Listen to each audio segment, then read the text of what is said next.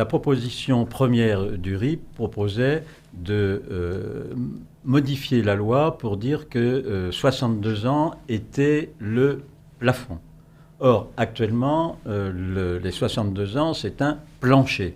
Et donc, on pouvait considérer que passer de plancher à plafond est une réforme. Le Conseil constitutionnel en a décidé autrement. Il y a donc eu une divergence d'interprétation sur la compréhension du mot réforme. Ce qui me paraît aujourd'hui, en tous les cas, très probable, c'est qu'au regard de la jurisprudence désormais stable du Conseil constitutionnel, la seconde demande de référendum d'initiative partagée sera vraisemblablement, comme la première, repoussée par le Conseil constitutionnel.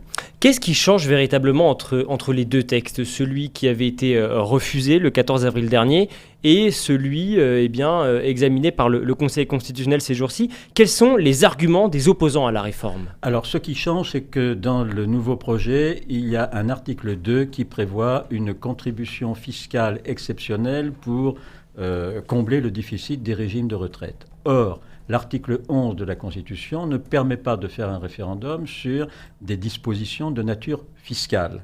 Par conséquent, le Conseil constitutionnel aura simplement à dire ce qu'il a déjà dit dans une décision du 25 octobre 2022, on ne peut pas faire un référendum en France sur une question fiscale.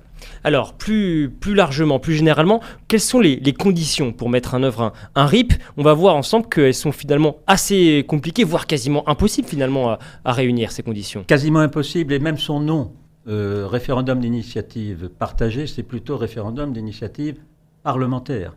Dans la mesure où il faut, pour lancer la procédure, il faut qu'il y ait 1/5 des parlementaires qui proposent le référendum, c'est-à-dire à peu près 185, 190 parlementaires, pour lancer la procédure. Ensuite, il faut 4 900 000 électeurs qui signent cette proposition, 1/10 du corps électoral. Mais même s'il y a ces 4 900 000, le projet doit être examiné par le Parlement.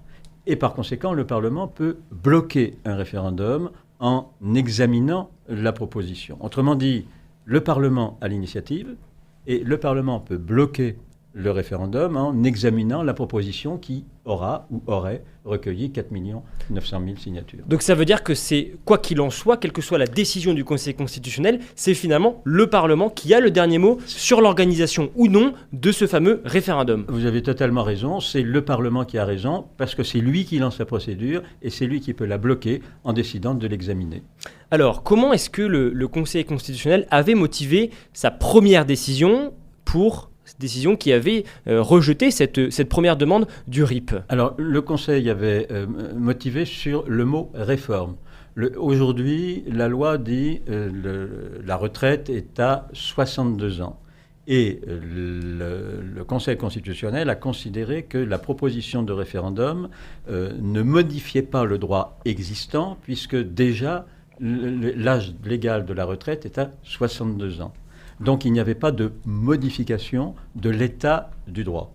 Et c'est en ce sens que c'est la raison pour laquelle le Conseil a dit ce n'est pas une réforme, puisque ça maintient l'état du droit existant. Alors, en revanche, ce qui pourrait être intéressant, c'est que dans un an, c'est-à-dire en avril ou mai 2024, les oppositions pourraient refaire une proposition de référendum d'initiative partagée à 62 ans, parce que là, il s'agirait d'abroger la loi qui fixe à 64 ans l'âge de la retraite. On ne peut pas faire un référendum d'initiative partagée pour abroger une loi qui a été votée il y a... Moins d'un an. Moins d'un an. Mais en mai 2024, on sera donc un an après la promulgation de la loi qui fixe l'âge à 64 ans. Et donc, on pourra demander, au mois de mai 2024, les oppositions pourront demander d'organiser un référendum d'initiative populaire. Quelle sera la situation du pays en 2024? Évidemment, je n'en sais rien. Alors j'entends ce que vous dites sur cette éventuelle troisième demande. Sur la deuxième demande, celle qui nous occupe ces jours-ci, vous avez entendu le patron des sénateurs du Parti socialiste, Patrick Kanner, qui dit que le texte, cette fois-ci, est plus sécurisé en termes juridiques et qu'il a donc plus de chances d'aboutir. Est-ce que vous diriez qu'il a raison avec votre regard de juriste, ou bien est-ce qu'il s'avance un peu? Je dirais qu'il s'avance un peu. Je pense qu'il a tort. au regard de la jurisprudence du Conseil constitutionnel. Je pense que les sénateurs de l'opposition auraient dû lire la décision du 25 octobre 2022 du Conseil pour voir que rajouter cet article 2 avec une disposition fiscale condamnait cette seconde proposition. À la limite, la première avait plus de chances de passer que la seconde. Vous parlez de la jurisprudence du Conseil constitutionnel en ce qui concerne le RIP. Que nous dit justement cette jurisprudence ? Finalement, ce référendum, il n'a jamais été mis en œuvre. Alors, ce référendum n'a jamais été mis en œuvre. Je crois qu'il y a eu 4 ou 5 propositions de référendum d'initiative partagée. Et il n'y en a qu'un seul qui a été accepté par le Conseil constitutionnel. Vous vous en souvenez, c'était sur la question de la privatisation des aéroports de Paris, où là, il s'agissait effectivement d'une réforme. Et l'initiative n'avait pas pu aller jusqu'au bout parce que la proposition n'avait reçu que 1 200 000, je crois, signatures d'électeurs, alors qu'il faut 4 800 000 signatures. Donc le référendum n'avait pas pu aller jusqu'au bout parce que le seuil d'un dixième des électeurs est vraiment très élevé. Claudius, dans le chat que je salue, nous rejoint et il nous dit pourtant, face au chaos, l'appel au vote du peuple français est dans la Constitution. Qu'est-ce que vous en pensez ? On a peur en France d'organiser des référendums, d'en appeler au vote direct du peuple ? Je crois qu'il y a effectivement en France une méfiance, une distance à l'égard du référendum, parce qu'il y a dans la culture constitutionnelle française cette idée que, effectivement, c'est par le référendum que la République a été instaurée en 1792, mais c'est aussi par le référendum qu'elle a été supprimée par Napoléon en 1804. Et ensuite, il n'y a eu des référendums que plébiscitaires, c'est-à-dire on ne répondait pas au texte, on répondait à la personne qui pose la question. Et donc il y a une certaine méfiance, on n'est pas la Suisse, il y a une certaine méfiance à l'égard de la pratique du référendum.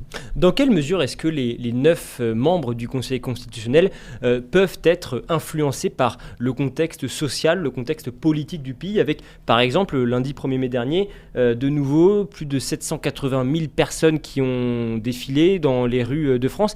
Est-ce que cela a une influence ? Est-ce que les juges du Conseil constitutionnel regardent ce type d'événements, ils sont consciemment ou inconsciemment orientés par ce type d'événements ?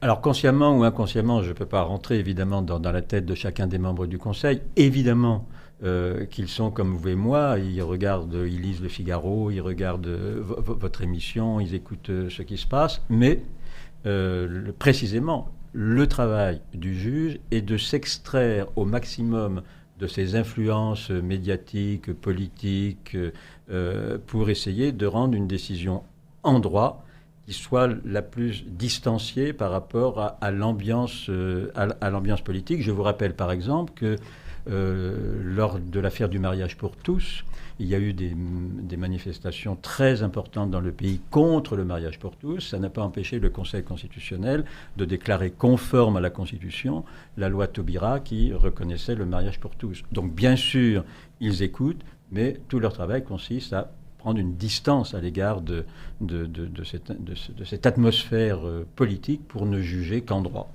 Pourquoi a-t-il été pensé à l'origine ce référendum d'initiative populaire ? En tous les cas, à vous écouter, à vous entendre, j'ai le sentiment que finalement il a été écrit, conçu pour ne jamais être appliqué. Mais vous avez totalement raison. D'ailleurs, ceux qui l'ont imaginé, notamment lors de commission Balladur, le comité Balladur, reconnaissent aujourd'hui qu'ils l'ont... c'est une concession en quelque sorte à l'ère du temps. Il fallait donner un message. Oui, le référendum, ça fait bien dans le décor. Donc on fait le référendum, mais on l'organise de telle manière qu'il ne peut jamais être mis en œuvre. Ceux qui l'ont pensé reconnaissent aujourd'hui qu'ils l'ont pensé pour qu'il ne soit jamais mis en œuvre. Ça veut dire qu'on a joué avec les textes. En fait, c'était un effet d'annonce. On a dit on crée ce référendum pour donner l'illusion que le peuple peut se saisir d'une question, mais en réalité, ce n'est pas faisable. N'oubliez pas, c'était Nicolas Sarkozy qui était président de la République, donc hyper-présidence, déjà disait-on. Alors on ne parlait pas de Jupiter, mais d'hyper-présidence. Donc pour montrer que non, ce n'était pas simplement une hyper-présidence, mais qu'il y avait la possibilité de donner au peuple la voix de s'exprimer, ils ont dit on va faire un référendum. Mais ils l'ont... encadré de telle manière que ce référendum, on le voit bien depuis 2008, n'a jamais pu aller jusqu'à son terme. Hors référendum d'initiative partagée, quelles sont les autres armes constitutionnelles qu'il reste aux opposants à cette réforme des retraites? Alors, il reste... Y en a-t-il déjà? Oui, oui, bien sûr. Il reste la proposition de loi du groupe Lyotte, Oui, qui sera examinée début juin au Parlement. Début juin au Parlement pour abroger la loi qui qui a été promulguée le 15 avril. Donc ça, c'est une possibilité. Il reste aussi la possibilité d'une motion de censure, renverser le gouvernement pour faire désigner un gouvernement qui prendrait l'engagement de revenir sur la réforme des retraites. Alors comment est-ce que pardon, je vous arrête sur ce point, comment est-ce que cela se passe? Il faudrait faire voter une nouvelle loi, là aussi, qui permettrait d'abroger cette loi? Absolument. Si par exemple la proposition de loi Lyotte est votée au mois de juin, ça abrogerait la loi, puisque la proposition de Lyotte, c'est l'âge limite de la retraite est remis à 62 ans. Donc, de facto, ça abrogerait la loi qui a été promulguée le 15 avril 2023. Déjà en 2018, les Gilets jaunes avaient fait du RIC, le référendum d'initiative citoyenne, l'une de leurs principales revendications. Quelle différence y a-t-il entre ces deux procédures? Alors, le RIC, comme son nom l'indique, c'est les citoyens qui prennent l'initiative de demander un référendum. Par exemple, c'est ce qui se passe en Italie ou c'est ce qui se passe en Suisse. Lorsque 500 000, c'est en Italie, lorsque 500 000 électeurs demandent l'organisation d'un référendum sur tel thème, eh bien, le référendum doit avoir lieu. Le RIP, c'est différent, encore une fois. Ce n'est pas les citoyens qui ont l'initiative, ce sont les parlementaires qui ont l'initiative. Il faut d'abord qu'il y ait un cinquième des parlementaires qui votent une proposition de référendum. Avec le RIC, ce sont les citoyens qui prennent l'initiative. Donc ce sont deux procédures différentes. Cette fois-ci, est-ce que vous pensez que le RIP peut être une solution à cette crise politique, peut-être démocratique, que nous traversons? Je suis très réservé à l'égard du référendum. Pour quelle raison? Parce que je pense, en tous les cas, réservé à l'égard d'un référendum sec, je pense que le pays a davantage besoin de délibérer, de discuter, d'échanger, du contradictoire des arguments. Et le référendum, notre société est tellement complexe aujourd'hui qu'on ne peut pas résoudre une question par oui ou non. La retraite, ce n'est pas 62 ou 64. Ça dépend des métiers, ça dépend du moment où on a commencé à travailler, ça dépend de la manière dont la carrière s'est déroulée, ça dépend de la pénibilité du travail. Donc vous ne pouvez pas dire oui ou non. Nous sommes dans une société complexe qui mérite du compromis, qui mérite de la délibération, qui mérite des échanges d'arguments, et le référendum est un peu un oukase, un coup près, c'est oui ou non.